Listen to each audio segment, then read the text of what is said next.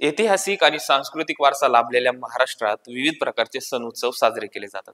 त्यातच जत्रा हा महाराष्ट्राच्या लोक उत्सवातील जिव्हाळ्याचा विषय।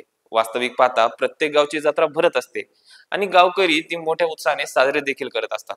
पण महाराष्ट्रात काही नावाजल्या जाणाऱ्या लोकप्रिय यात्रा भरतात। त्यातीलच एक यात्रा म्हणजे वीरची यात्रा।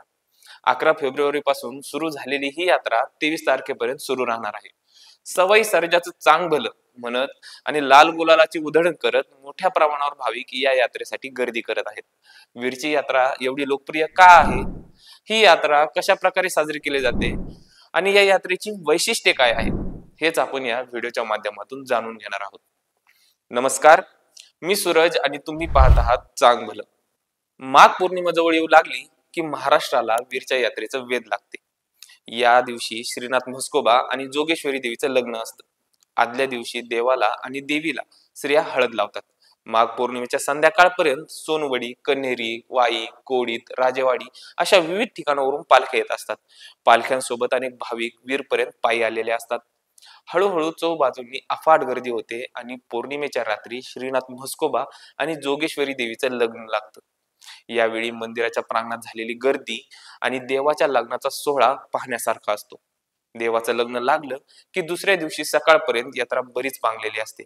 यानंतर चतुर्थी पंचमी पर्यंत यात्रेला पुन्हा नवा रंग चढतो। यावेळी देवाचा छबिना आणि भाकणूक असे परंपरागत कार्यक्रम होतात। छबिना आणि भाकणूक हे वीरच्या यात्रेतील महत्वपूर्ण धार्मिक भाग आहेत।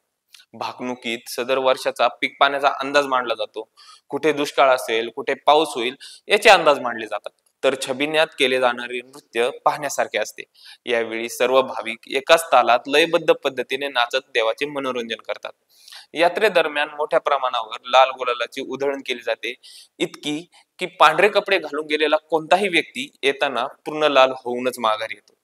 वीरच्या यात्रेत धनगर समाजातील मंडळीचेही विशेष महत्व आहे। श्रीनाथांचे भक्त कमळाजी हे धनगर समाजातील होते आणि त्यांच्यावर देवाची विशेष कृपा होती असं म्हटलं जातं। त्यामुळे धनगर समाजाची श्रीनाथांवर विशेष भक्ती आहे। धनगर समाज मोठ्या प्रमाणात या जत्रेत सामील होतो। यावेळी लोक मोठ्या प्रमाणावर बैलगाड्या घेऊन येतात व पाल बांधून राहतात। बैलगाड्या हे वीरच्या यात्रेतील एक खास आकर्षण। पुरंदरसह आसपासच्या भोर, वेल्हा सारख्या तालुक्यातून देखील भाविक वीरच्या यात्रेला आपल्या पूर्ण कुटुंबासह 8-15 दिवस राहण्यासाठी येतात। बैलगाडी जुंपून, मजबूत ताटी बांधून, बैलांना सजवून धजवून, रंगरंगोटी करून, घुंगरुमाळा घालून, पायात चाळ चढून चहूबाजूंनी खुळूखुळू तालावर बैलगाड्या वीरची वाट धरतात। आपल्या कुटुंबासह पाल करून राहणं हे वीरच्या यात्रेतील आणखी एक खास वैशिष्ट्य। अशा प्रकारे पाल करून राहण्याची प्रथा महाराष्ट्रात क्वचितच ठिकाणी असेल। यात विशेषतः आजूबाजूच्या परिसरातील शेतकरी वर्ग अधिक दिसतो। वीरच्या यात्रेतील हे एक निराळ सौंदर्य असतं। अगदी मनापासून देवाच्या भक्तीत तल्लीन झालेले भाविक यात्रेकरू येथे मोजक्या साधन सामग्रीनिशी पिढ्यानपिढ्या जत्रेला येत असतात। बैलांना चारा पाणी घालणं, पिण्याचं पाणी आणणं, पालासमोरची जागा सारून नीटनेटकी करणं, तिथंच चूल मांडून भाकरी करायच्या आणि पाठोपाठ कालवण खदखदू लागली की जेवणावर येथेच ताव मारायचा।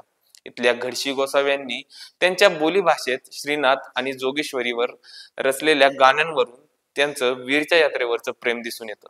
यात्रेत ठिकठिकाणी वाजणारी ही गाणी माहोल मात्र बनवत असतात। पूर्वी तमाशा हे देखील वीरच्या यात्रेचे एक खास आकर्षण होतं। पुरुष मंडळींची तमाशासाठी तुफान गर्दी व्हायची। मात्र तमाशाच्या वेळी तंबूच्या बाहेर होणाऱ्या भांडणांमुळे मागच्या काही वर्षांपासून येथे वर्षानुवर्षांपासून चालणारी तमाशाची परंपरा मात्र खंडित झाली आहे। यात्रा म्हटलं की दागिन्यांची, खेळण्याची दुकानं, पाळणेवाले, कुल्फीवाले, मिठाईची दुकाने, खाण्यापिण्याची रेलचेल आणि बऱ्याच काही गोष्टी आपल्याला पाहायला मिळत असतात। या सर्व गोष्टी तर आपल्याला वीरच्या यात्रेत पाहायला मिळतातच, मात्र या यात्रेला वेगळी बनवते ती इथल्या लोकांनी जपलेली परंपरा।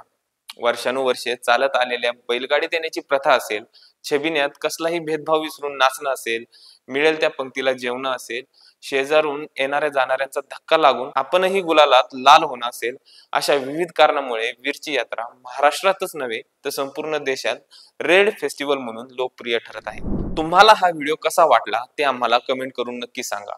व्हिडिओ आवडला असेल तर लाईक करून शेअर करायला विसरू नका आणि असेच नवनवीन व्हिडिओ पाहण्यासाठी आमच्या चॅनलला नक्की सबस्क्राईब करा। धन्यवाद।